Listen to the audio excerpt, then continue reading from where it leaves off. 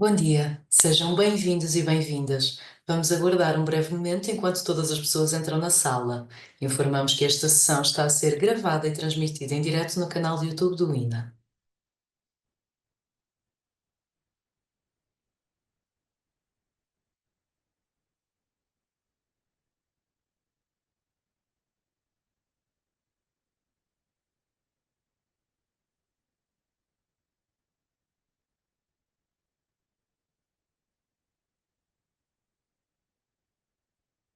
Bom dia, sejam bem-vindos e bem-vindas ao webinar de disseminação e partilha da democracia política à democracia social. A sessão é gravada e transmitida em direto no canal do YouTube do INA e conta com o apoio na interpretação para a língua gestual portuguesa de Bítia Oliveira e Joana Silva, da Associação de Tradutores e Intérpretes de Língua Gestual Portuguesa, a quem agradecemos desde já. Este webinar encerra a 7ª edição do Programa de Capacitação em Direitos Humanos para a Administração Pública. Este programa, lançado em 2021, tem por objetivo a promoção dos direitos humanos e dos direitos fundamentais nos serviços públicos portugueses, resulta de uma parceria entre quase 2 dezenas de entidades públicas sob o alto patrocínio da Provedoria de Justiça e consiste num curso de e-learning destinado a trabalhadores e dirigentes da administração pública com a duração de 30 horas síncronas que culminam no presente webinar de disseminação e partilha. Os formandos em sala têm a oportunidade de colocar questões aos oradores no final das intervenções, podendo fazê-lo através do chat, da ferramenta de QIA, Questions and Answers, ou recorrendo à opção de levantar a mão. Tal como nas primeiras edições, contamos com a participação de convidados de várias entidades da sociedade civil que aqui queremos congregar. Na sessão de hoje contamos com a participação de Joaquim Ramos Pinto, presidente da Direção Nacional da Associação Portuguesa de Educação Ambiental, Ricardo Lafuente, presidente da Defesa dos Direitos Digitais, D3, e ainda, assim esperamos, com Diogo Cabrita, presidente da Associação Portuguesa de Apoio ao Recluso, a APAR. Diogo Cabrita, neste momento, ainda não se encontra presente, teve um pequeno imprevisto, mas esperamos que se consiga juntar a nós ao longo desta sessão. Para dar início à sessão e moderar o painel, tem a palavra a Presidente do INA-IP, Luísa Neto. Muito bom dia a todos e a todas. Esta iniciativa é a sequência de vida da 7ª edição do Programa de Capacitação em Direitos Humanos da Administração Pública, como foi dito, e tem também é também a sequência de um compromisso que o INA entendeu desenvolver a partir de 2021 e depois de 2022, a partir do momento em que editou 2 novas áreas de formação estratégica na administração pública, entre as quais a cidadania e a participação. Esta ideia de um webinar de disseminação e partilha como sessão final deste programa de capacitação, que, como se lembrava há pouco, conta com quase 20 entidades públicas, pretende demonstrar esta força centrípeta do Estado de Direito Democrático e envolver todos e todas nesta necessidade de literacia multifacetada, de motivação, de participação, de inclusão. Esta ideia de que a educação para a democracia, a educação para os valores democráticos, a educação para os interesses que a todos nos congregam enquanto cidadãos e participantes numa comunidade é absolutamente essencial, quer em termos presentes, quer numa dimensão prospectiva, quer numa dimensão intergeracional, que tem que ter aqui ênfases específicos na questão dos direitos humanos, nas questões ambientais, nas questões de novos direitos ou de novos objetos para o direito, e neste caso estou, de alguma forma, a referir especificamente as entidades da sociedade civil que hoje temos connosco. O caso da Associação Portuguesa de Apoio ao Recluso, com o Diogo Cabrita, que, como foi dito, teve um imprevisto de força maior, mas esperamos que ainda possa entrar. Joaquim Ramos Pinto, da Associação Portuguesa de Educação Ambiental, e Ricardo Lafuente, da Associação D3, Defesa dos Direitos Digitais. Este enfoque nos direitos humanos e em categorias específicas de direitos humanos, nas questões ambientais e nas questões da atenção a novas dimensões do princípio da dignidade da pessoa humana, que não foram entrevistas no início, são absolutamente essenciais. e é neste sentido que a sociedade civil pode e deve ser inspiração também para a administração pública, que a sociedade civil pode beneficiar daquilo que é a atividade da administração pública, mas pode ser também prolongamento da prossecução dos resultados desejados pelo Estado e pela administração pública, que contamos com estas três entidades de dimensões e de escopo diferentes. Tem sido sempre esse o nosso a nossa forma de atuar ao longo das várias edições que este programa já tem, a quem agradeço muito a presente e que certamente melhor do que eu explicitarão estes traços de união entre as missões da administração pública, da sociedade civil e destas organizações em particular. Sem mais delonga, e porque, como digo, certamente melhor do que eu, poderão explicitar esta articulação, dava a palavra ao Joaquim Ramos Pinto, da Associação Portuguesa de Educação Ambiental, voltando-lhe a agradecer a presença. Penso que já estou a ser ouvido. Sim, bom dia. Antes de mais, agradecer a oportunidade que nos foi dada à Associação Portuguesa de Educação Ambiental para participar neste espaço de partilha, de intercâmbio de trabalhos, de experiências e, ao mesmo tempo, também podermos aqui fazer algum tipo de articulação com as entidades da administração pública presentes, tendo em conta que nós, da Associação Portuguesa de Educação Ambiental, já articulamos com algumas destas instituições que fazem parte deste curso, nomeadamente Camões, Instituto de Recuperação da Língua, com quem trabalhamos e colaboramos em algumas ações, agrupamentos de escolas, municípios, Instituto de Segurança Social, juntas de freguesia, Direção-Geral de Reinserção, Serviços Prisionais, Instituto de Emprego, Direção-Geral da Educação, universidades, autoridades de proteção civil. É só para dizer segurança pública, Metropolitana de Lisboa, universidades e unidade de saúde. Dizer que estar neste espaço para nós é um prazer porque poderemos também aqui reforçar o que foi dito aqui pela nossa moderadora, este trabalho de articulação, receber da administração pública ou dos organismos da administração pública contributos para exercermos a nossa atividade social, política também, e ao mesmo tempo podermos dar esse contributo. Dizer que ao trabalharmos já com um conjunto de organizações, como referi, é sempre um privilégio podermos estar nestes momentos e daí agradecer esse trabalho, esta oportunidade. A Associação Portuguesa de Educação Ambiental, eu vou fazer aqui uma breve apresentação, e vou partilhar, só um segundo. Estamos a ver, sim, Joaquim, obrigada. Sim, ok, obrigado. Dizer que este espaço que, que nos permite hoje dar aqui a conhecer um projeto que pretende trabalhar alguns aspectos relacionados com o tema e este contribuir para a consciência cívica e cultura democrática de jovens é uma forma também de podermos reforçar este trabalho e vir a integrar mais entidades, novas entidades, uma vez que o projeto pretende isso mesmo, trazermos junto de jovens determinadas perspectivas, conhecimentos ao nível técnico e ao nível científico para ajudar a formular também o pensamento crítico dos jovens para as propostas e serem entendidas como parte da solução. Antes um bocadinho de entrar então neste foco da comunicação e da partilha, dar-vos aqui a conhecer os canais da associação, o Instagram, Aspia_ONG, o YouTube, onde temos muitos vídeos também disponíveis sobre diferentes temáticas, diferentes projetos e diferentes iniciativas, o Facebook e o site aspia.org.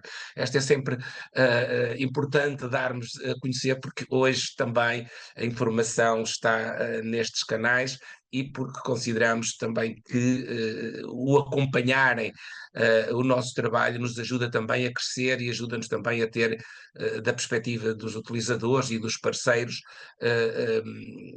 feedback e esses aportes ou contributos para desenvolvermos a nossa ação também em conjunto, aqui disponibilizando muito para as parcerias, para o trabalho em conjunto e a criação de sinergias para toda esta ação que fazemos a partir da sociedade civil. Só uma nota. Eu sou professor, estou em mobilidade, ao abrigo de um protocolo do Ministério da Educação e do Ministério do Ambiente, portanto, sendo também da administração, mas estou a atuar em mobilidade numa organização da sociedade civil, portanto, faço esta articulação e este trabalho, valorizando estas duas áreas de atuação. Só para vos dar assim a conhecer um bocadinho, para quem ainda não conhece a associação, somos uma organização sem fins lucrativos desde 90, portanto fazemos 35 anos. Este ano somos uma ONG, Organização Não Governamental de Ambiente, e também a ONGD, Organização Não Governamental para o Desenvolvimento, daí ter referido também a colaboração com o Camões e trabalhos que temos vindo a desenvolver desde 2020 com os países da CPLP, e o que nos levou também a ser observadores consultivos da CPLP, e hoje com uma articulação através desta rede lusófona de educação ambiental, para reforçarmos o papel e as políticas de educação ambiental nos diferentes países da CPLP. Temos participado em reuniões de ministros da CPLP, em pontos focais da cooperação, e tentamos levar o que é um olhar da sociedade civil, das organizações também da academia, para tentarmos reforçar este papel, que é o nosso papel da Associação Portuguesa de Educação Ambiental e também desta rede lusófona de educação ambiental. Como missão, para conhecerem um pouco também o que estamos a fazer, o que fazemos e o que nos comprometemos, é desenvolver a educação ambiental junto dos diversos atores e territórios sociais, portanto, abertos a todas estas organizações da administração, para colaborarmos, para trabalharmos em conjunto, promovermos a perspectiva holística do ambiente, integrando o conceito de interconectividade, mostrar aqui que a nossa Constituição da República, no artigo 68, nos diz claramente que devemos ter em consideração o respeito pelo ambiente e também valorizar a ação da educação ambiental, portanto está clara na nossa Constituição da República, depois a Lei de Bases do Ambiente e outros documentos foram resultando a partir destes dois marcos. Ao nível da educação, seguimos e trabalhamos com a Estratégia Nacional, a Estratégia Nacional de Cidadania, e também a Estratégia Nacional de Educação Ambiental a partir da relação educação e ambiente. Trabalhamos para incentivar a capacitar a participação pública e de intervenção comunitária com uma visão sociocrítica, e contribuímos ativamente para as políticas de educação ambiental. Algumas áreas de ação, portanto, desde a formação, produção de conhecimentos, congressos e seminários, referir que podem nos acompanhar nas nossas redes sociais, e há aqui dois grandes eventos que organizamos. Um é anual, que são as jornadas pedagógicas de educação ambiental, e onde também integramos diferentes atores, diferentes agentes, das quais muitos destes que estão aqui a acompanhar-nos, e depois também coordenamos ou co-coordenamos um congresso, que é o Congresso Lusófono de Educação Ambiental, que se vai realizar este ano de 21 a 25 de julho em Manaus, no Brasil, mas já passou por Moçambique, Cabo Verde, Guiné-Bissau, São Tomé e Príncipe, Portugal, e são encontros que também nos levam a partilhar com as experiências e os trabalhos que são desenvolvidos nos restos dos países da CPLP. Algumas redes, assim muito sumariamente, que nós também fazemos parte a nível internacional, e também os trabalhos de projetos apoiados, também os nossos apoios, era importante também referir, desde o programa Erasmus+, o Fundo Ambiental, o programa LIFE, e outros projetos e outras organizações, nomeadamente fundações. Então, este projeto que vos trago e que gostaria de partilhar convosco, e conversarmos um bocadinho e discutirmos aqui formas de trabalharmos a cultura democrática e a consciência cívica dos jovens. Vamos cuidar do planeta. Na verdade, trabalhamos diretamente este projeto com jovens, mas incluímos no projeto outras organizações para trazerem aos jovens, ou partilharem com os jovens, perspectivas científicas de temas que eles identificam como prioritários e que querem trabalhar e intervir, e também técnicos, e convidamos técnicos para discutirem a parte técnica das ideias. Isto é, muitas vezes há ideias de cada um de nós e dos jovens, mas tecnicamente não são possíveis. E é preciso discutir, e é preciso trabalharmos estas componentes, associar o conhecimento científico à componente técnica para formalizarmos ideias, para termos ideias, neste caso os jovens, e poderem vir a apresentá-las e a discuti-las com atores e decisores políticos. Esta abordagem deste projeto traz-nos uma perspectiva pedagógica, aprofundando os conceitos de valores de cidadania, ambiente, democracia e participação.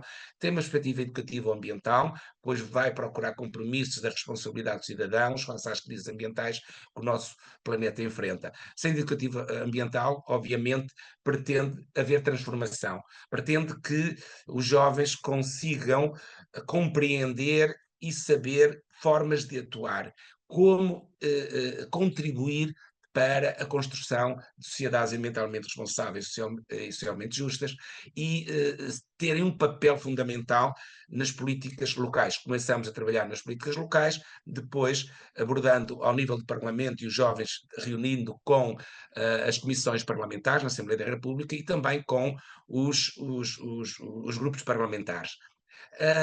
Depois há a oportunidade de selecionarmos, através de propostas que os jovens fazem, e eles também dentro das escolas e dos grupos que pertencem, elegerem propostas de jovens para terem um contacto com eurodeputados em Bruxelas, e também levamos estes jovens a ter esse contacto, não só para conhecerem, mas levarem propostas. Portanto, aqui a ideia, apresentando um bocadinho já mais à frente a metodologia e o trabalho que os jovens desenvolvem, é que eles não vão, os contactos que têm ao nível tanto da Assembleia da República como de Bruxelas, não é para terem conhecimento da instituição, é levarem, porque o conhecimento eles fazem antes, levarem as suas propostas e discutirem-nas com os deputados ou os eurodeputados. Tem uma perspectiva interativa, pronto, trabalhando as diferentes idades, diferentes regiões e culturas, e também a aproximação da política ambiental, promovendo esta consciência cívica e cultura democrática. O projeto de investigação, debate, compromisso, ação, benefício de sociedades ambientalmente responsáveis e socialmente justas, abordam o tema da cidadania, e aqui dentro do que é a proposta também na escola da educação para a cidadania, trabalhar as diferentes componentes de educação para a cidadania, neste caso uma vertente mais ambiental ou socioambiental, e tentando ver esta perspectiva dos problemas locais para ligá-los, relacioná-los com os problemas globais, nomeadamente a crise climática, a perda da biodiversidade, a exploração dos recursos. Há aqui um conjunto de temas que realmente importa, a partir do local, conhecer qual é o impacto a nível do planeta. Daí o projeto Vamos Cuidar do Planeta, a partir da nossa ação local. Há um compromisso, portanto, os jovens, ao debaterem e discutirem os temas, têm que se comprometer também em ações concretas, e ao comprometê-los em ações concretas vão influenciar a família, a escola e a comunidade. Daí os diferentes agentes sociais, os agentes da administração pública também, serem envolvidos e serem também levados a comprometerem-se com iniciativas de acordo com as propostas dos jovens. Há propostas de mobilidade, há propostas de melhoria de condições de espaços verdes, há propostas ligadas aos resíduos. Portanto, aqui é muito importante que esses temas depois sejam abordados com as outras organizações, nomeadamente da administração pública, que possam colaborar com estas iniciativas e os projetos de jovens. Há, então, depois, no final, como já referi, este diálogo político e esta abordagem política, levando os jovens também a ter essa consciência e despertarem para a importância dos decisores políticos ouvirem-nos, integrarem nas suas agendas políticas estas propostas de jovens. Como é que nós fazemos isto? Através de capacitação, de formações, desculpem, nomeadamente ao nível da comunicação, cidadania, políticas públicas, levando os jovens a discutir com deputados, como já referi, através de reuniões, uma conferência nacional e nas Assembleia da República. Tem essa partilha de experiências, professores e técnicos, portanto, também fazemos formação com os professores para que possam integrar esta metodologia nas suas práticas pedagógicas. Fazemos conferências infanto-juvenis, participação de especialistas e as reuniões. Alguns exemplos que nos têm trazido alguns jovens, são alguns de muitos. O projeto é nacional, tem vários pontos do país, mas esta é uma das últimas propostas que os jovens trabalharam e que levaram à reunião com deputados, nomeadamente paragem de autocarros verdes, portanto fazer uma cobertura verde para no verão e com os picos de calor que vão acontecendo, poder também ajudar a refrescar mais estes ambientes, ao mesmo tempo também serem corredores verdes dentro das cidades para promover, por exemplo, os insetos polinizadores e darem aqui algum abrigo aos insetos e a aves. A elaboração de um protótipo, aqui um grupo de uma escola de Oeiras, um cubo de microalgas para capturar o CO2, sensibilização da população para os riscos de incêndios florestais, nomeadamente o CBR de Boga e Águeda, que têm trabalhado com estes temas para uma ação da sociedade, prevendo os riscos, prevenindo os riscos e como atuar em situação de risco. Mais uma vez, a questão aqui da proteção civil a colaborar aqui algumas das ações, criação de espaços comunitários para crianças desfavorecidas ou sustentabilidade na cidade de Aveiro com espaços verdes, são algumas das propostas que têm trazido estes jovens.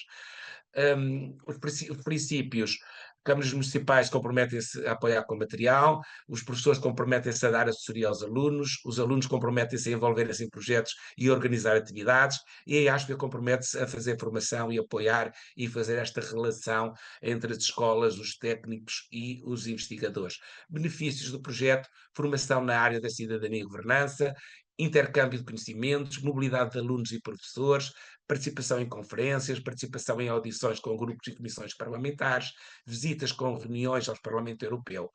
Estas são algumas das ideias que deixo aqui neste início e, mais uma vez, aqui referindo, podem seguir este projeto ou contactar-me connosco através deste e-mail ou das nossas redes sociais. Obrigado. Muito obrigada, Joaquim. Eu destacaria aqui desta primeira intervenção pontos que são absolutamente essenciais atualmente, até no quadro da Agenda 2030. Por um lado, a questão da intergeracionalidade e desta dimensão que tem que ser tida em conta. Por outro lado, a questão do empoderamento, que também mencionou. A questão das parcerias para o desenvolvimento, em si próprias um objetivo de desenvolvimento sustentável, muito em especial também aqui no âmbito até das alterações climáticas e da proteção ambiental. E depois a questão do compromisso. Há um documento muito interessante que propõe 170 ações diárias passíveis de serem prosseguidas diariamente, precisamente com o objetivo de alcançar algumas algum destes resultados que a todos nos convocam. E, portanto, há esta ideia de mudar de perspectiva, de percebermos que, independentemente do papel inalienável do Estado e da administração, temos que mudar aqui, provavelmente, o mindset daquilo que é o whole of government para o whole of society, e que todos juntos temos estas implicações. Enfim, a intergeracionalidade, o empoderamento e as parcerias e o compromisso estão também necessariamente ligadas àquilo que foi a Cimeira do Futuro, de final do ano passado, e à aprovação dos novos instrumentos nesta matéria, nomeadamente o Pacto para o Futuro. E aqui a questão da intergeracionalidade é muito evidente. Voltaremos a isto na próxima ronda. Por enquanto, dava a palavra à Associação de Direitos Digitais e ao Ricardo Lafuente, que se, por favor, puder partilhar connosco. Obrigada, Ricardo. Ok, aproveito já para agradecer também o convite para poder participar neste webinar. E aquilo que trazia hoje era uma apresentação da D3, do seu âmbito e, sobretudo, das problemáticas que temos tentado dar resposta dentro de um contexto de direitos humanos, dentro de um contexto de administração pública e de sociedade democrática em transição digital cada vez mais acelerada.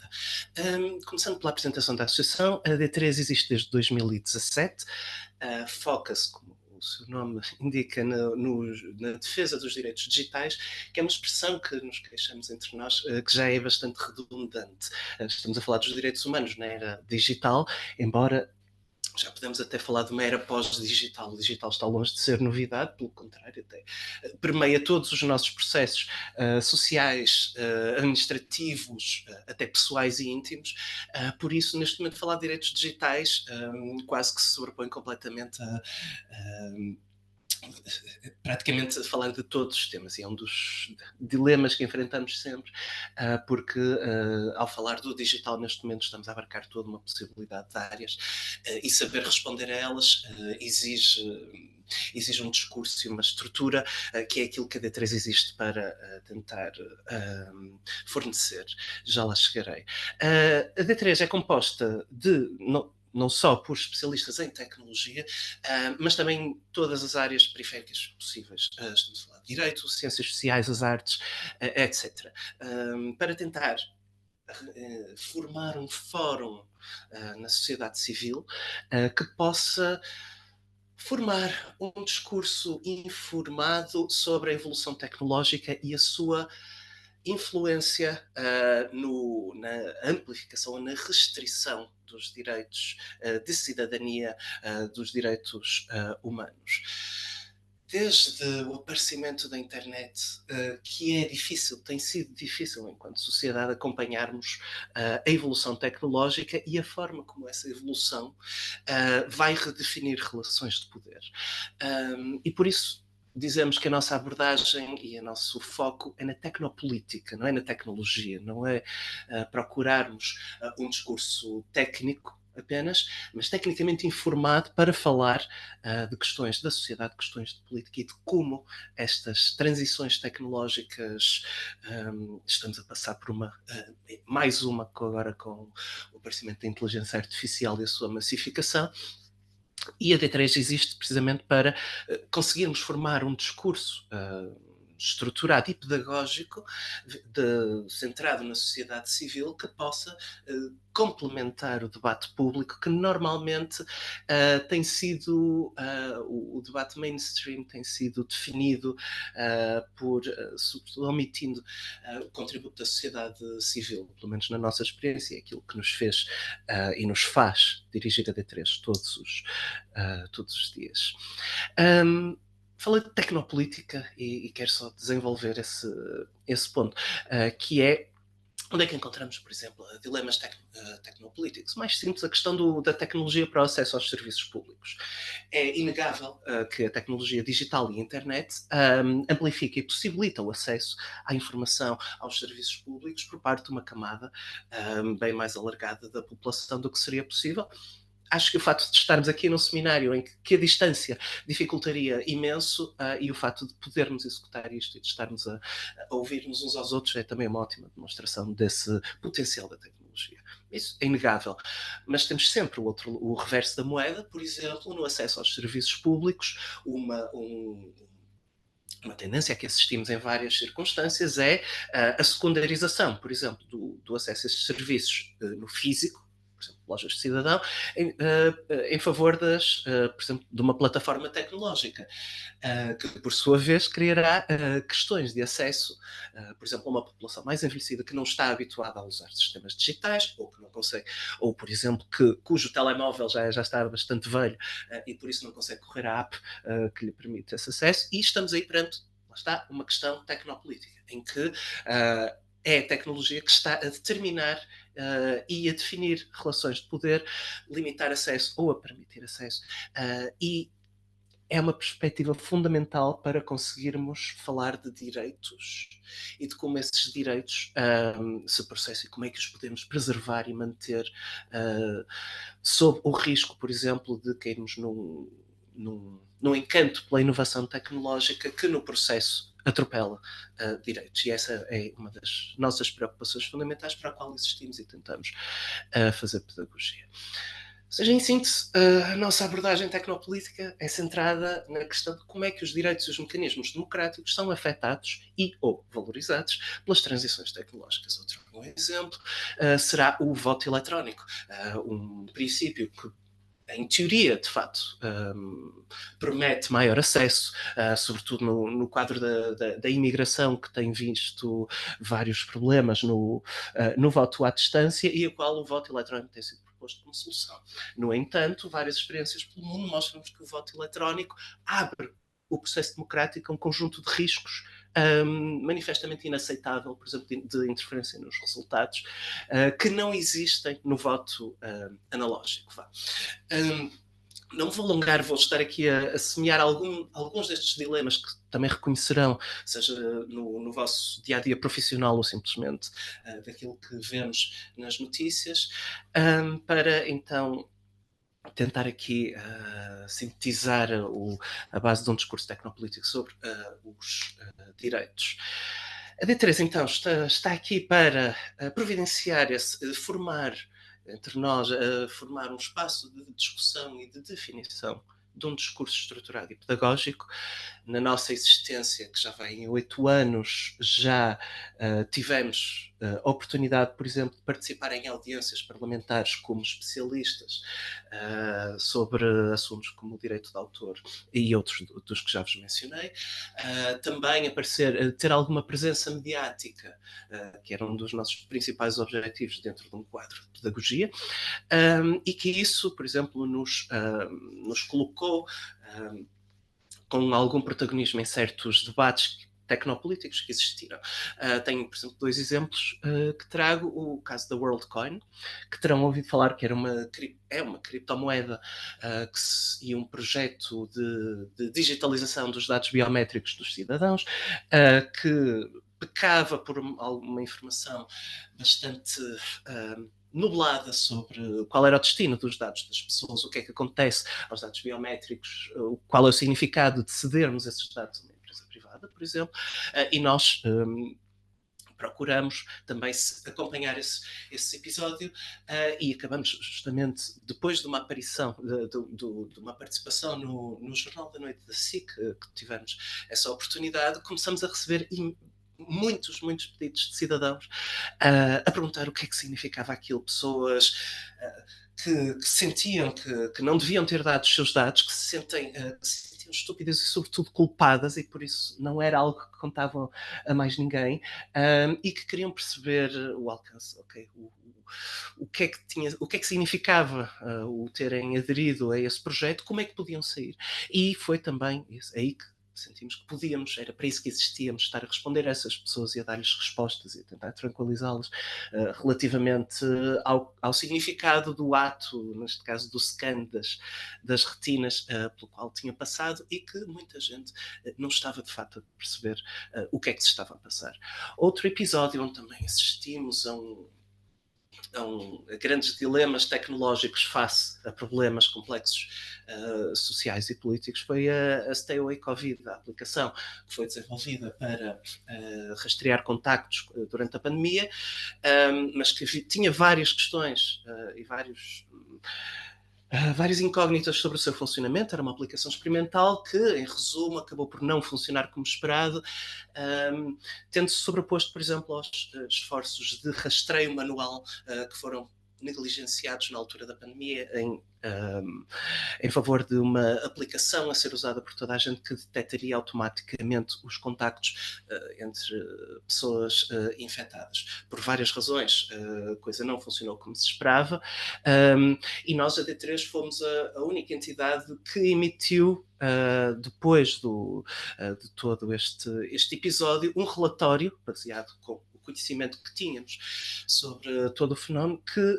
pudesse informar toda a sociedade sobre como reagir da próxima vez que tivermos uma emergência de saúde pública e qual é o papel das ferramentas tecnológicas experimentais nesse processo. Infelizmente, nem o governo, nem as entidades responsáveis pela aplicação fizeram qualquer post-mortem, qualquer conclusão depois disso, e por isso sentimos nós a necessidade de o fazer. Podem encontrá-lo no nosso site direitosdigitais.pt, caso tenham curiosidade. Mas tudo isto para agora centrar a questão, o problema, aliás, o ponto comum a todos estes dilemas que temos encontrado e tentado dar resposta é uma questão que se chama solucionismo tecnológico, que vou definir muito rapidamente para também explicar como é que ele se aplica à questão dos direitos, à questão da administração pública e a saúde da democracia.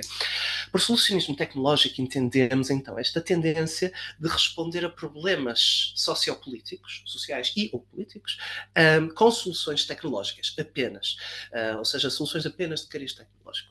A tal história da app do Covid é um ótimo exemplo de o fazer. A própria WorldCoin, que tenta dar resposta, supostamente, à questão da identidade online, ou seja, identificar as pessoas online através do mecanismo e dos scans da retina, muito questionável, mas é a mesma corrente.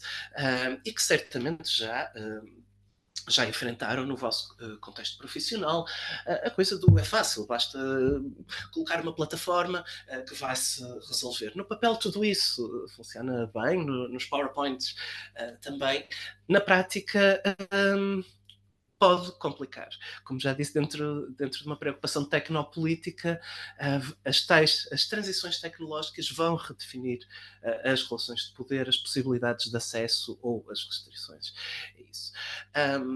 A questão do solucionismo e a nossa capacidade de enquadrar esse tema existe uma app para isso, há uma plataforma que pode resolver isso, é a inteligência artificial, que agora que se começou a falar e complicou-nos ainda mais a vida na altura de conseguir enquadrar os dilemas tecnopolíticos, porque agora apareceu toda uma classe de soluções tecnológicas que se assemelham mais à magia, absolutamente opacas, o seu funcionamento é opaco e não é auditável, por exemplo, as soluções de inteligência artificial, o que é um problema dentro de um contexto, por exemplo, de transparência democrática. Tivemos também um exemplo claro desse solucionismo tecnológico carregado pela inteligência artificial, num episódio que também talvez tenham visto nas notícias, que foi face ao colapso do INEM, do Serviço de Triagem e de Resposta, uma startup portuguesa, a Sword Health, que é uma empresa dedicada a soluções de fisioterapia à distância, que se propôs, com mecanismos de inteligência artificial, resolver o problema. Muito resumidamente, avançou, saiu, queixou-se de dentro do INEM não haver vontade para implementar as suas soluções inovadoras, disruptivas, já ouviram este termo. Dentro do INEM, o testemunho que obtivemos era outro, era que não, chamaram uma bomba relógio, foram usadas palavras muito fortes para descrever o sistema do INEM. Tudo isto para então colocar, estamos a falar de uma empresa que, por outro lado, não tinha experiência na triagem e nos sistemas de triagem, que se propõe a substituir de raiz um sistema nacional de triagem de emergência por uma solução de inteligência artificial que não demonstrou e que não mostrou sequer o que é. E não é para agora personalizar, mas para apenas demonstrar que existe agora uma fé e uma aura na inteligência artificial, na sua capacidade de ser melhor do que as pessoas, que para nós é muito preocupante. Um discurso público assente nessas premissas e num deslumbramento pelas soluções de inteligência artificial que permite que, por exemplo, um CEO de uma empresa de fisioterapia surja como capaz não só de substituir o sistema de resposta à emergência do INEM, como também agora já está a propor publicamente trabalhar com os partidos para encontrar soluções de inteligência artificial para substituir processos obsoletos na administração pública.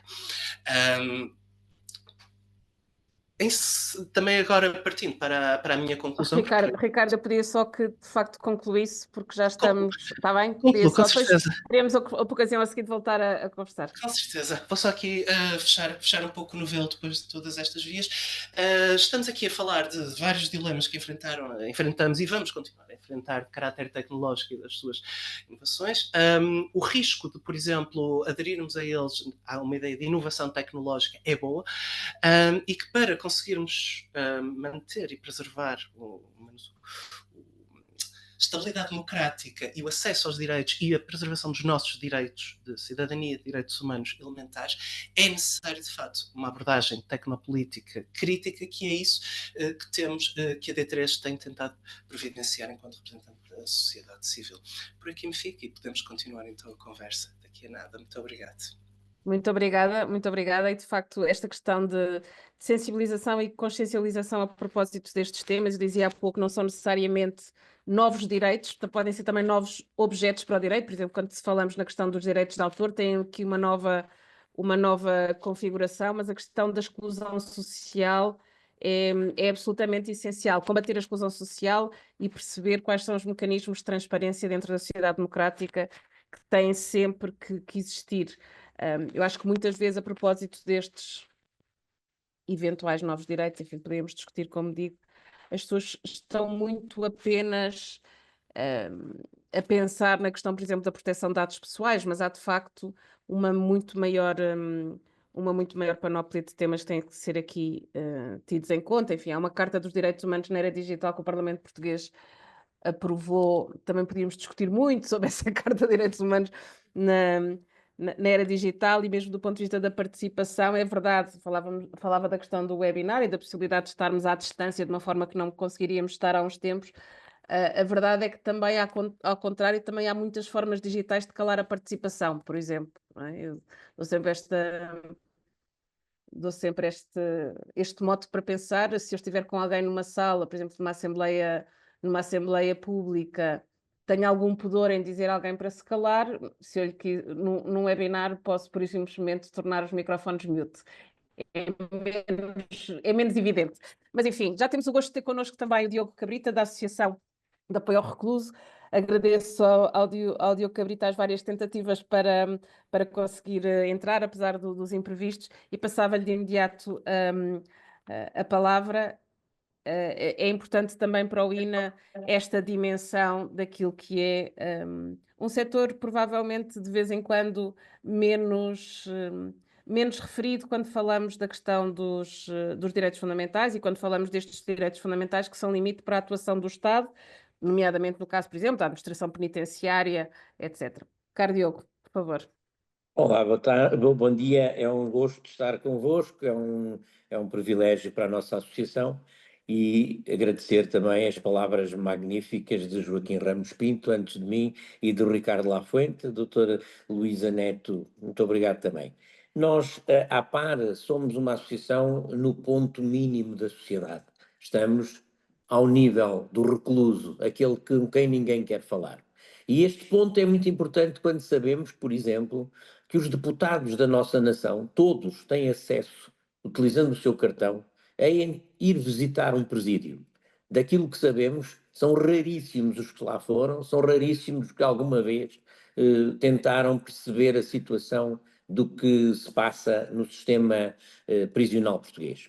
O sistema prisional português teve um revés muito grande com José Sócrates, quando ele decide juntar, eram razões económicas, com certeza, mas decide juntar a parte da reinserção com a parte da reclusão.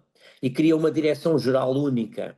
Direção-geral essa única que vem a contribuir para a grande confusão que hoje temos, quer nos recursos, quer nas lutas sindicais. Por exemplo, é frequente nos últimos dias ouvirmos falar de uma droga que entra nas cadeias por via do papel e que as famílias teriam um grande problema e que mandam cartas, etc.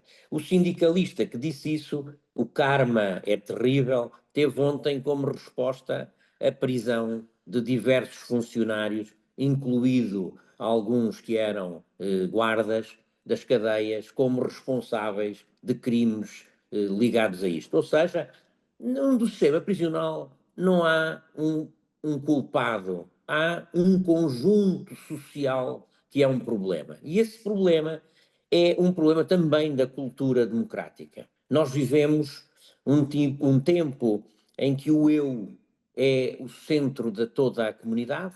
Quando falamos, por exemplo, há pouco dos dados pessoais, estamos a falar dos dados pessoais no tempo em que as pessoas se expõem desnudas em aplicações de telemóvel, não é?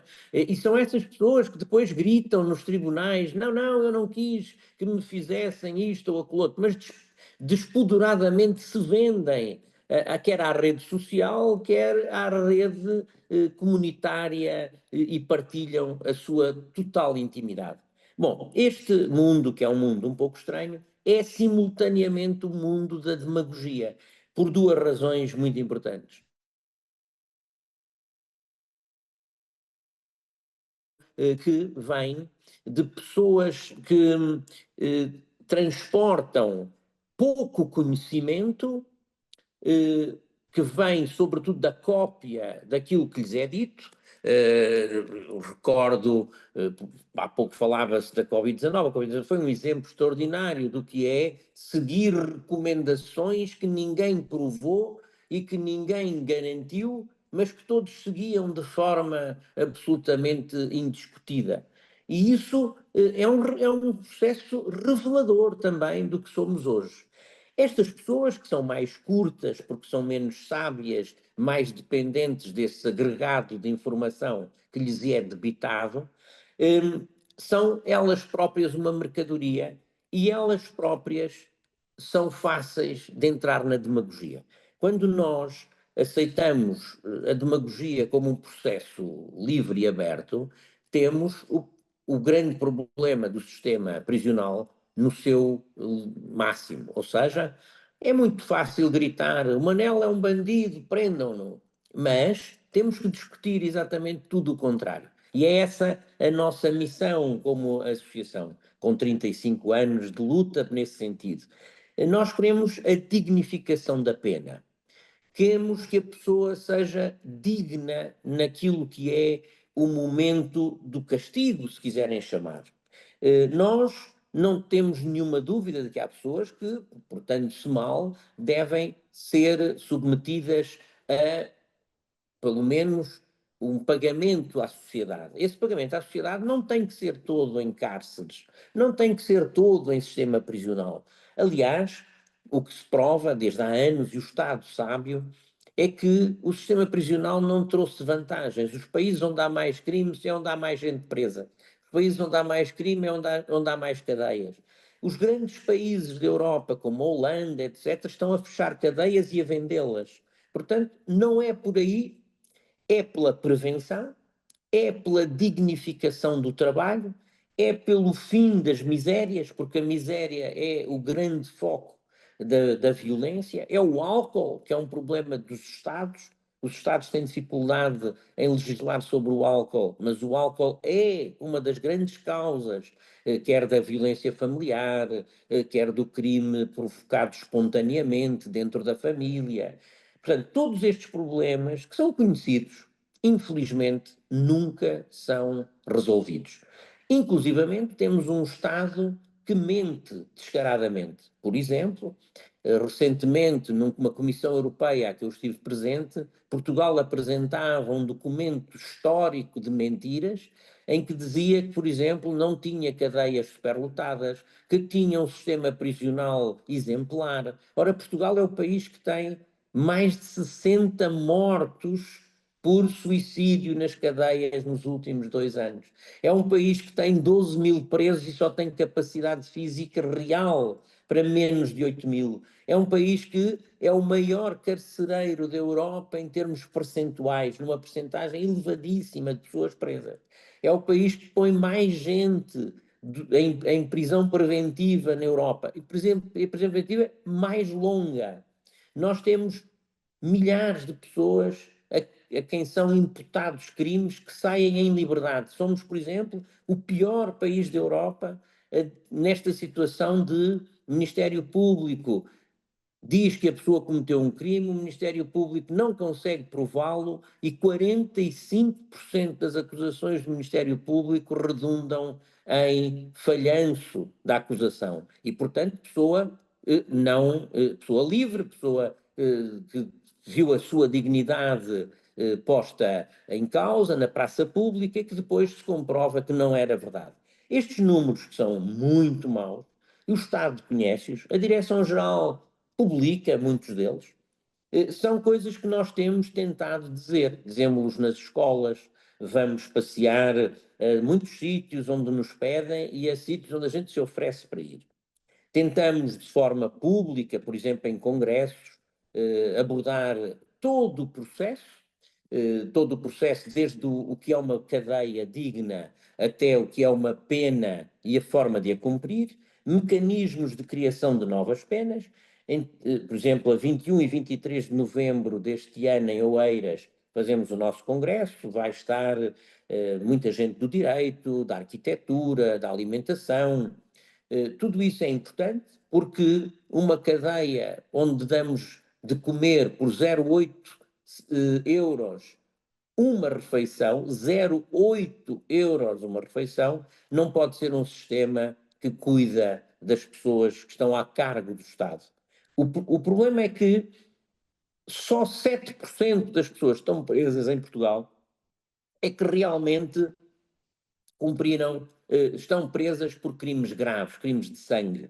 As outras, em grande maioria, estão presas na sua miséria, por cartas de condução que não conseguiram tirar, porque são analfabetos, porque são pessoas que se drogam, enfim, pequenos traficantes. Um conjunto enorme que repassa os 45% das pessoas que estão presas. Não sabemos, e temos muitas dúvidas, que o sistema prisional seja o ideal. E pensamos mesmo que alguma criatividade deve ser aplicada no sistema jurídico para resolver este problema. Quando a demagogia defende as cadeias, a demagogia aproxima-se daquilo que é o regime talibã, que é o da sevícia, o do cortar da mão. Pronto, isso tudo é tão atrasado, é tão primário, que para nós nos deixa estupefactos. Por mais anos que passem, é-nos muito difícil entender que pessoas da civilização atual, do nosso mundo cristão, nosso mundo que vem desde, numa sequência enorme, desde Abraão, venham dizer barbaridades como, por exemplo, prendam mais tempo, mais penas para mais crimes, e pronto, numa ideia que a nós nos deixa muito próximos, enfim, do talibanismo.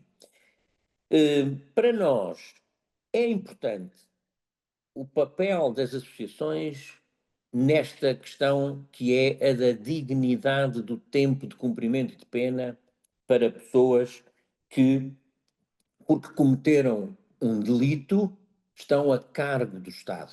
Estas pessoas, o Estado é responsável por elas. O Estado não se pode demitir da sua função, quer de reinserção, reeducação, quer de tratamento, alimentação, educação, etc. Volto a repetir, com José Sócrates tivemos esse grande revés, em que acabou o trabalho nas cadeias, em que acabou, não é genérica, há uma ou outra cadeia que conseguiu manter, mas genericamente acabou. Acabou o sistema educativo, por exemplo, hoje é muito frequente ainda haver alguns sítios onde se faz educação, mas o castigo do preso, você portou-se mal, não vai às aulas, como se isto fosse um sistema ideal de punir uma pessoa. Pronto, tudo isto tem sido a nossa luta. Temos tentado dividir de novo a Direção-Geral. Entendemos que a reinserção não tem nada a ver com a reclusão, é um sistema diferente, é um sistema que tem que ter um investimento específico e defendemos abertamente isto, também defendemos uma redução massiva das reclusões em Portugal. Não querendo estender-me para que haja algum debate. Muito obrigado. Muito obrigada, Diogo. Muito obrigada também por estas linhas que nos deixa aqui. Eu diria que há aqui pontos claramente que tocam as três intervenções, a questão da inclusão, exclusão, a questão do empoderamento, da participação. Ainda agora, quando o Diogo referia de facto esta visão de que o não ir às aulas é forma de punição, não é? Quando isso é absolutamente, enfim, indescritível. Nós iríamos fazer agora uma segunda ronda mais curta, que eu pedia aqui à equipa de comunicação do INA que pudesse colocar, aliás, os três oradores também connosco. E eu iria passar pela mesma ordem que seguimos há pouco, numa segunda ronda em que vos pedia que eventualmente pudessem fazer algum contraponto ou algum desenvolvimento daquilo que, que tiveram connosco, que estiveram connosco a partilhar, até eventualmente algumas pontes que queiram estabelecer com aquilo que foi dito por outros dos intervenientes, e depois teríamos aqui ainda tempo para que os nossos formandos ou quem está à distância possa colocar esta questão. Obrigada. Começaria então pelo Joaquim Ramos Pinto. Ok, ora então, obrigado. Aqui só fazer assim uma nota para provocar, no bom sentido, aqui o debate e articular aqui algumas das questões. A importância que foi dada através desta minha apresentação do projeto Vamos Cuidar do Planeta e do envolvimento de jovens para uma consciência cívica e cultura democrática, cruza também com algumas, obviamente, destas questões que foram aqui apresentadas e que é importante termos em conta no nosso dia a dia, enquanto pessoas, enquanto pais, mães, enquanto familiares, mas também enquanto responsáveis pelas organizações e pelas funções que desempenhamos. Isto é, no nosso dia a dia, abordar as questões da participação, as questões de cidadania e sentirmos estes elementos como essenciais para o desenvolvimento de uma verdadeira democracia, é necessário que tenhamos em conta, como referi, enquanto pessoas, enquanto família, enquanto profissionais. E esta questão que trouxe tanto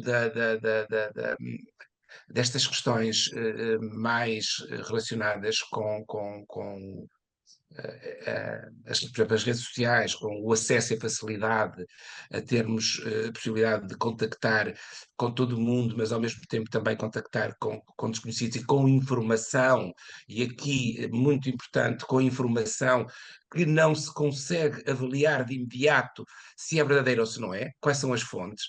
É importante trazermos para a educação, e eu não digo educação no sistema educativo, mas a educação enquanto cidadãos, enquanto profissionais, de sermos capazes de identificar, desenvolvermos estas competências, sabemos identificar o que é informação falsa e o que é informação verdadeira de acordo com as fontes.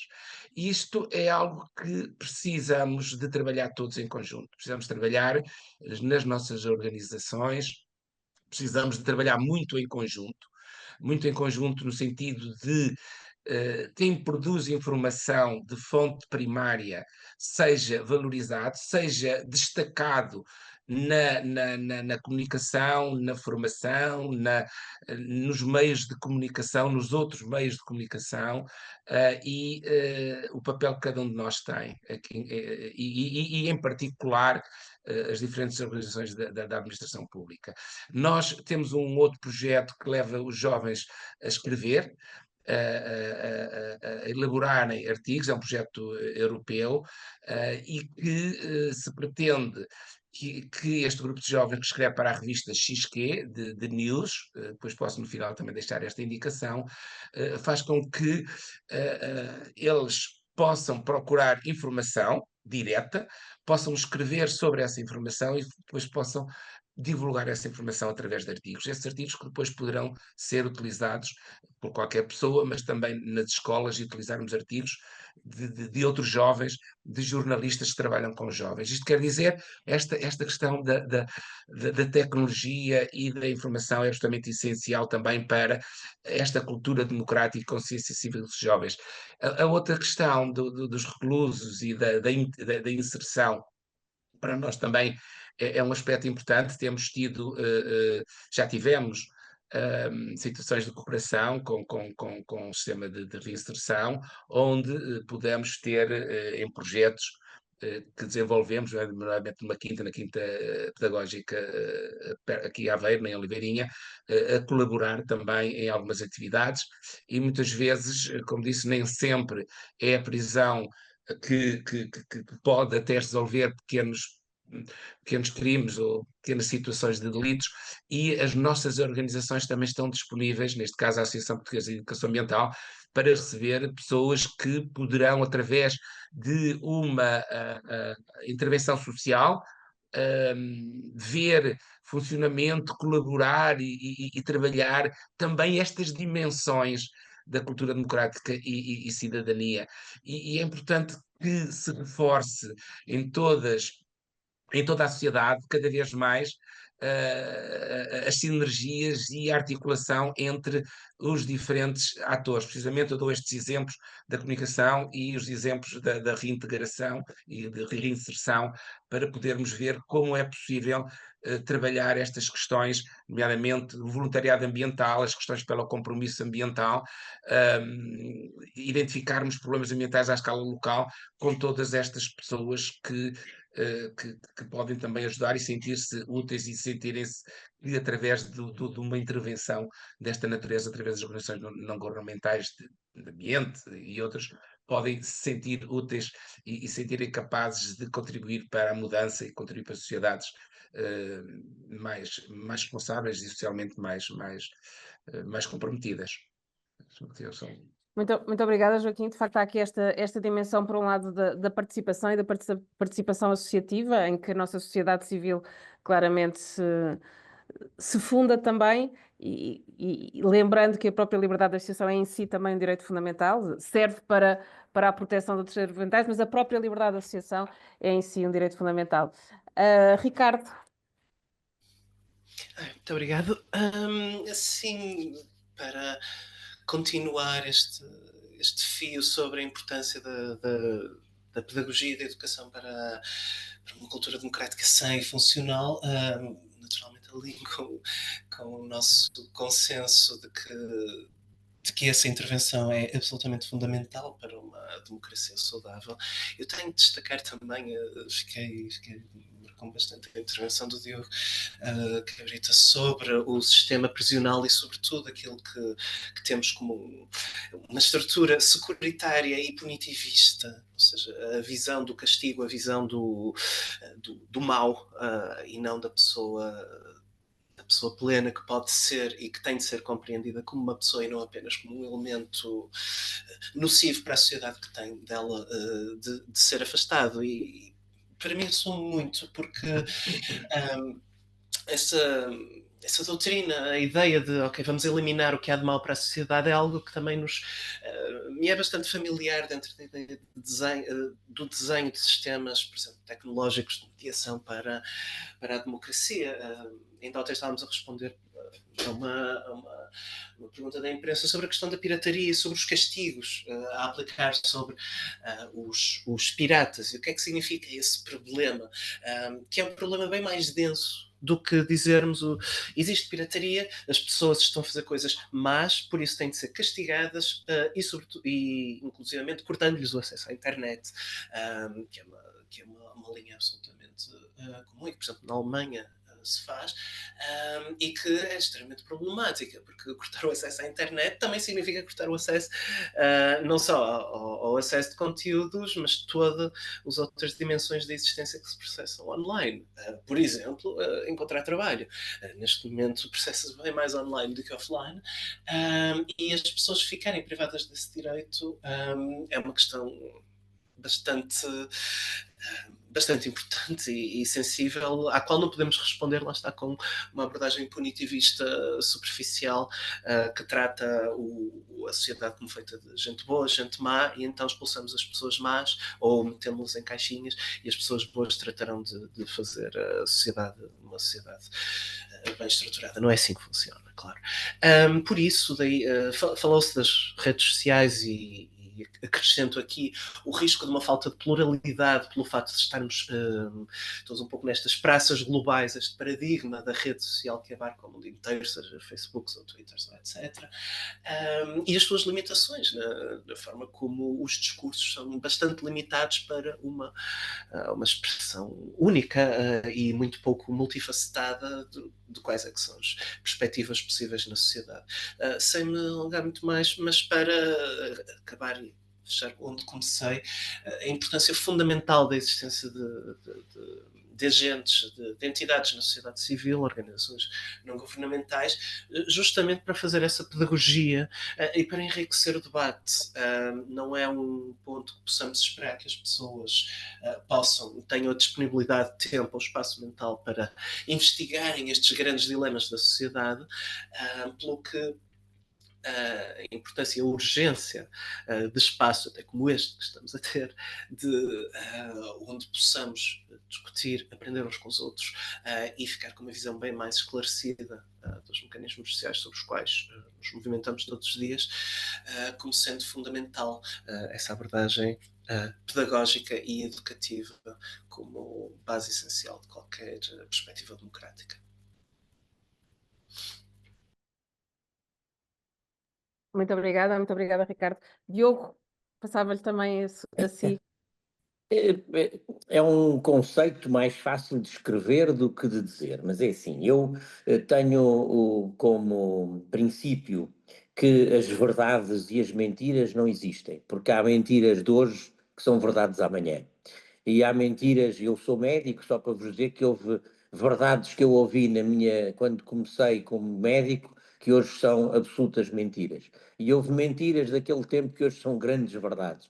E, portanto, enfim, quando eu ouço gente de uma grande determinação à procura da verdade, fico preocupado porque normalmente, e o Joaquim que não leia isto como tendo a ver com o que disse, é apenas uma sequência do pensamento.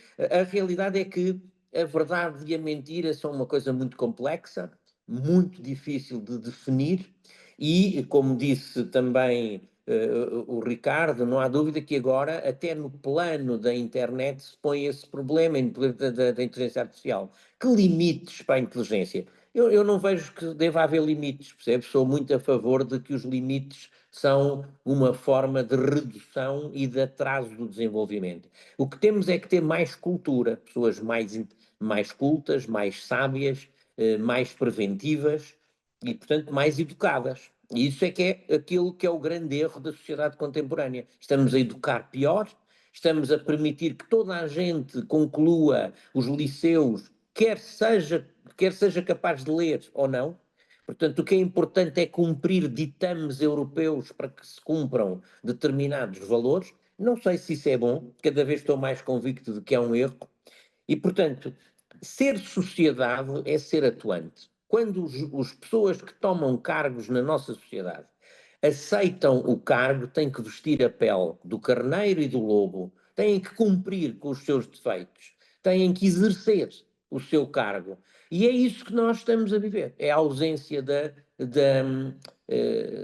liderança, a ausência da pessoa que, sem precisar de ser totalitário, sem precisar de ter certezas, é atuante, é corretivo. E para mim, esse ponto tem sido o ponto mais surpreendente da sociedade contemporânea. Por exemplo, como eu disse há pouco, quando nenhum deputado vai visitar o sistema prisional. É muito estranho que não vão visitar os hospitais. Eles, com o seu cartão, podem entrar nas associações, nas instituições e visitá-las. E tomar conhecimento da realidade. Não tomam. Porquê? Porque são maus deputados, mas não são os do outro da mala, são todos. São dos partidos todos, porque todos eles não fazem. Todos eles não saem da cadeira do Parlamento para ir ver. E nós convidamos-os a todos. nós enviámos cartas a todos. Nunca foi nenhum. Por acaso, em abono da verdade, houve um que já não é, que é o José Manuel Pureza, que visitou cadeias. Mas esta realidade é muito dura para quem, como nós, entende que na sociedade contemporânea existe um problema, um outro, que é a da arquitetura dos dados. Nós hoje, os computadores são o ponto ideal para fazer isso, manuseamos os dados para nos dar credibilidade à ideia que queremos vender. E, portanto, as pessoas compram ideias que foram manuseadas por alguns para dar uma impressão sobre determinadas coisas. Vejam-se os dados que se degladiam nas televisões agora sobre se há mais crime ou menos crime. O que importa é como é que há crime, porque é que há crime, se o crime tem cor, se tem sexo, enfim, um conjunto de disparates que não tem interesse nenhum, porque há estes dois grandes problemas. A gestão da informação de modo arquitetado e a ausência de utilização do poder naquilo que é a atuação, portanto, a atuação deliberativa. Muito obrigada, Diogo.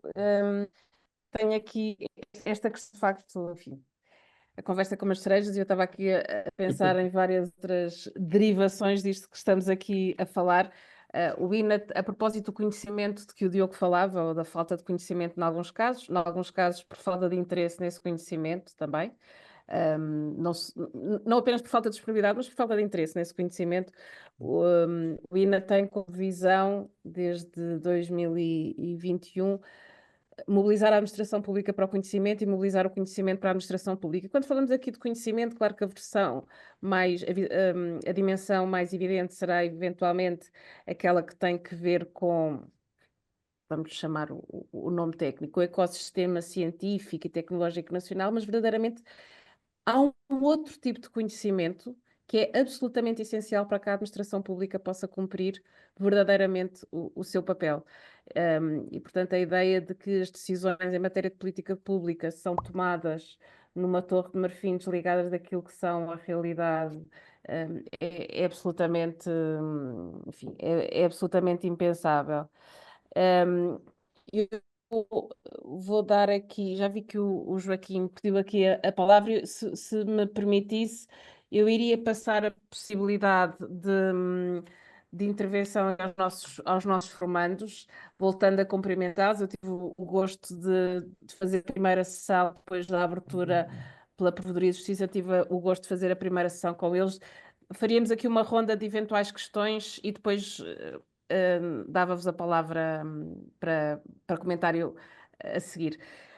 Não sei se temos aqui questões, enfim, temos algumas concordâncias da Juliana Dias e da Elizabeth Carreira quanto à questão da educação e da formação, e obviamente estamos aqui a falar de uma educação-formação que abrange educação formal e educação não formal, naturalmente, todas estas dimensões. Perguntava se alguém, por favor, sintam-se à vontade para abrir o microfone ou para colocar a questão no chat e eu farei a reprodução. Alguém quer intervir, por favor?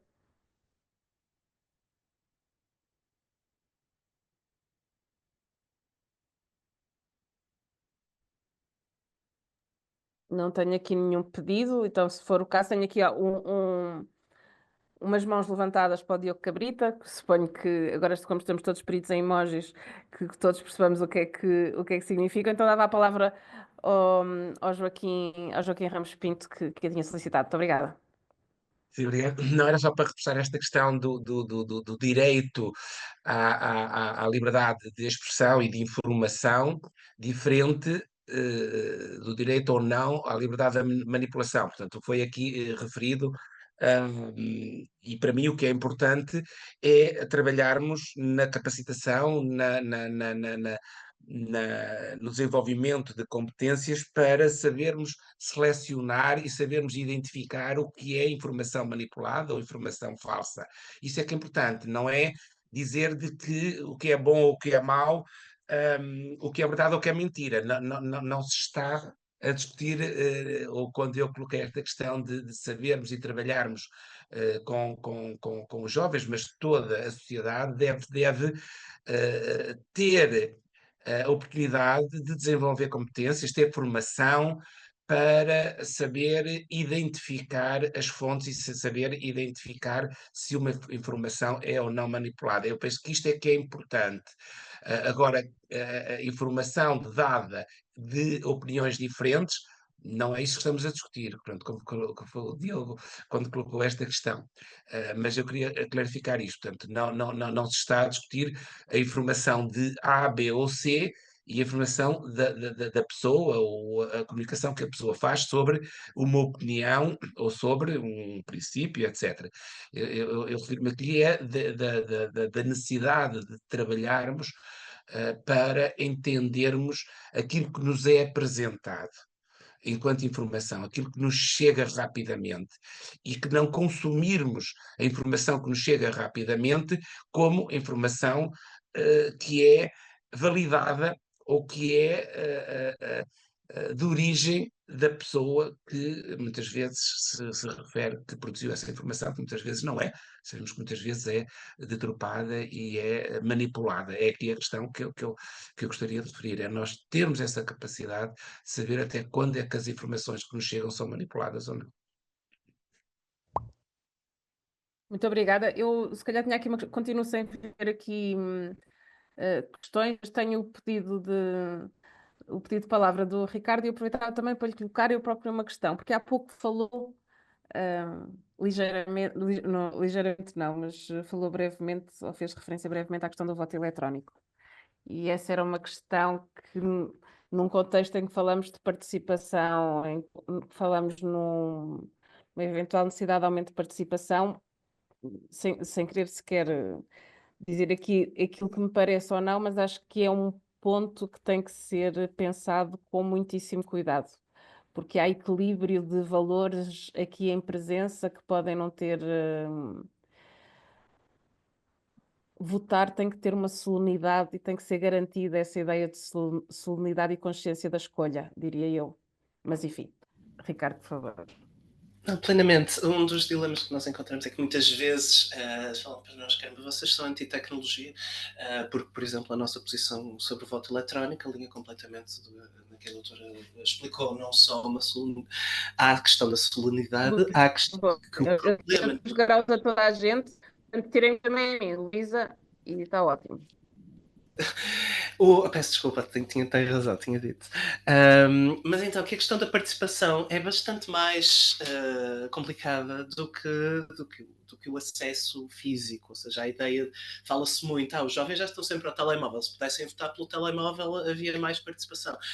Não é bem assim, e esse lá está, é o tal problema do pensamento solucionista de que mete-se uma app e vai-se resolver o problema. O problema do descolamento, do desprendimento das novas gerações, mas também não só das novas, a abstenção não é só o fenómeno das novas gerações, passa justamente por uma análises bem mais estruturais, necessárias do que simplesmente dizer é porque as pessoas não têm vontade, mas alinho plenamente na noção de que o voto analógico, aliás, tem funcionalidades absolutamente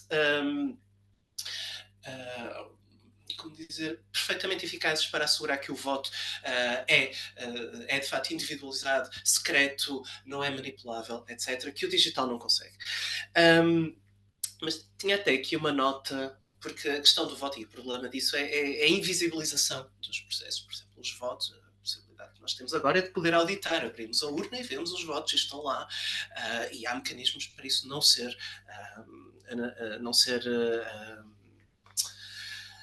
não poderem distorcer esses resultados. E pensando de uma forma mais ampla, estamos aqui a lidar, acho eu, que nós os três oradores, de certa forma, com um problema de processos que são relativamente invisíveis. Por exemplo, no caso das prisões, em que são invisíveis, é isso, nós não acedemos, nós não vemos o que se passa lá, nem sabemos, na maior parte dos casos. E novamente agradeço o testemunho do Diogo, porque eu próprio também é uma realidade que me passa completamente ao lado. Mas da mesma forma, cruzando, por exemplo, com a questão do ambiente, fala-se neste momento do problema dos gastos dos mecanismos de inteligência artificial, porque exigem um enorme gasto de energia, novamente, uma coisa invisível que nós não vemos estar a acontecer, não é como um derrame de petróleo no mar, que percebemos o impacto disso, e apenas então, só com informação, é que podemos estar a compreender o que é que está a acontecer. Eu aproveitava também, não para ser desmancha-prazeres, mas também para providenciar um ponto de vista alternativo, sobre a questão da literacia e da informação e da formação, que é de facto uma necessidade fundamental, mas gostava de deixar apenas a reserva e o alerta para, às vezes, a tentação de sugerir a educação como uma forma de outsourcing da responsabilidade. Ou seja, por exemplo, no caso da inteligência artificial, estamos a falar, ou no caso das fake news também, ou das redes sociais, muitas das vezes nós encontramos, eu estou a escrever um texto sobre o assunto, que é o que resolvia isto, é a literacia digital. Ou seja, coloca-se os problemas, os dilemas da inteligência artificial, por exemplo, o uso legítimo da inteligência artificial ou não, que a responsabilidade disso não passa por quem a está a desenvolver ou quem a está a providenciar, mas sim por parte das pessoas que devem ter o conhecimento e ter o know-how para compreender como é que essa ferramenta está a funcionar e a sua ação. Muitas das vezes esse conhecimento não é possível. Dou um exemplo, nos segurança alimentar. Dizia-se, por exemplo, temos uma ASAI, temos um mecanismo de Estado, um mecanismo público de auditoria e de verificação por exemplo, da qualidade dos restaurantes. Porquê? Porque não é plausível dizer que as pessoas é que têm que ter literacia e levar os seus gestores de química com reagentes para assegurar que não vão, que a comida não tem uma bactéria que lhes vai fazer mal. Não é plausível, por isso criamos uma instituição para isso. A mesma coisa, mesmo até o mais empedernido defensor do individualismo e do fim do Estado tem a ligação da sua casa aos esgotos. A infraestrutura essencial é, de facto, uma abordagem comunitária para os problemas da sociedade. E é aqui que também retorno, não para dizer que a educação e a formação não são a solução, nem devem ser prioridades, pelo contrário, devem, mas não lhes devemos atribuir um papel de desresponsabilização dos outros agentes que estão em jogo, os stakeholders, como falamos, nomeadamente quem providencia as tecnologias, e a sua responsabilidade é encontrar os equilíbrios, em minimizar os riscos possíveis, porque pode muito bem estar-se a cometer uma injustiça face à população e à sua responsabilidade que lhe é devida para saber reagir a fenómenos que, enquanto sociedade, convenhamos, é muito difícil de reagir. Isto da inteligência artificial, por exemplo, é extremamente novo, e se como sociedade ainda estamos a tentar absorver, é bastante complicado pedir às pessoas que tenham noção total do que é que o significado diz. Isto para evidenciar outro ponto de vista sobre a questão da pedagogia. Ricardo, temos aqui uma intervenção no chat do Elizabeth Batista que diz que penso que antes do voto eletrónico e os discutíveis problemas sobre a integridade eleitoral e a segurança tecnológica, é importante a literacia digital e, sobretudo, chegar aos cidadãos e aos eleitores a ideia de que a participação é um direito mais do que um dever. Isto tem muito que ver também com aquela perspectiva que eu acentuava há pouco, esta ideia de que a própria participação é naturalmente um direito, e é um direito que reconstrói ou que tenta reconstruir o vínculo da cidadania, através do qual o Estado nos dá esta possibilidade de participar, um Estado democrático assim se espera, mas de facto há aqui necessidade de reconstrução destes nexos de confiança também entre o Estado e o cidadão. Não é? Não sei se não tenho mais intervenções no chat, não sei se alguém quer colocar alguma questão mais. Não sei se algum dos nossos convidados gostaria de acrescentar algo mais. Caso contrário, enfim, agradeço-lhes muito a presença. Este é um espaço de diversidade, é um espaço de liberdade.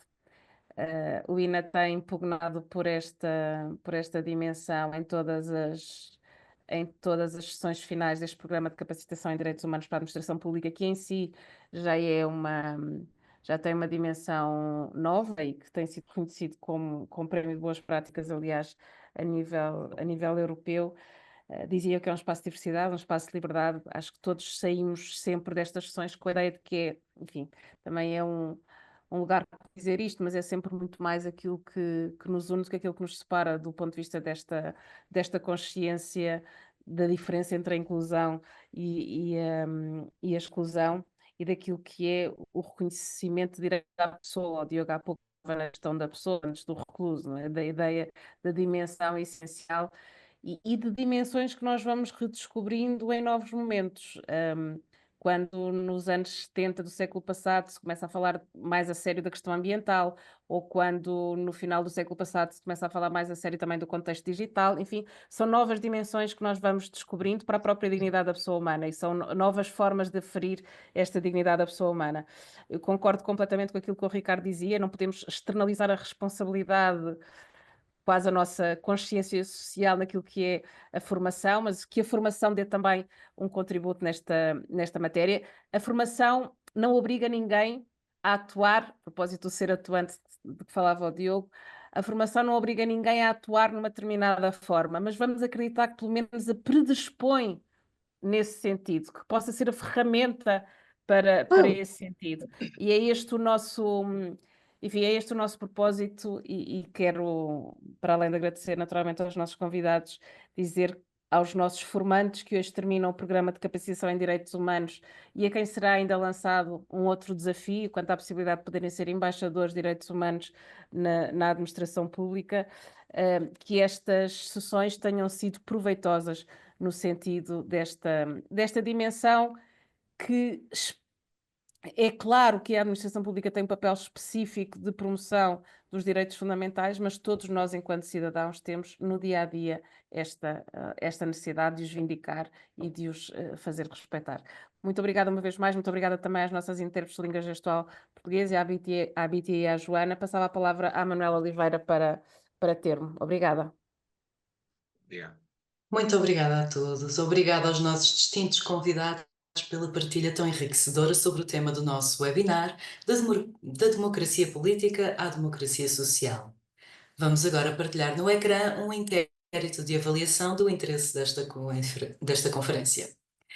Obrigada a todos os formandos que integram a 7ª edição desta formação e também a quem nos acompanhou em direto através do YouTube do INA. Recordamos que a gravação deste webinar vai ficar disponível no YouTube para posterior visualização. O programa de formação do INA inclui cursos de curta e de longa duração destinados aos trabalhadores da administração pública. Conheça a nossa oferta formativa em ina.pt, onde poderá também encontrar um vasto catálogo de cursos, bem como programas em parceria e percursos formativos. Podem ainda consultar e acompanhar todas as novidades e iniciativas do INA nas redes sociais, Facebook, LinkedIn e Instagram, assistir aos nossos webinars no canal de YouTube do INA e ouvir o nosso podcast, o INAcast, nas plataformas habituais. Mais uma vez, muito obrigada a todos e a todas que nos acompanharam ao longo deste webinar de disseminação e partilha. Bom dia.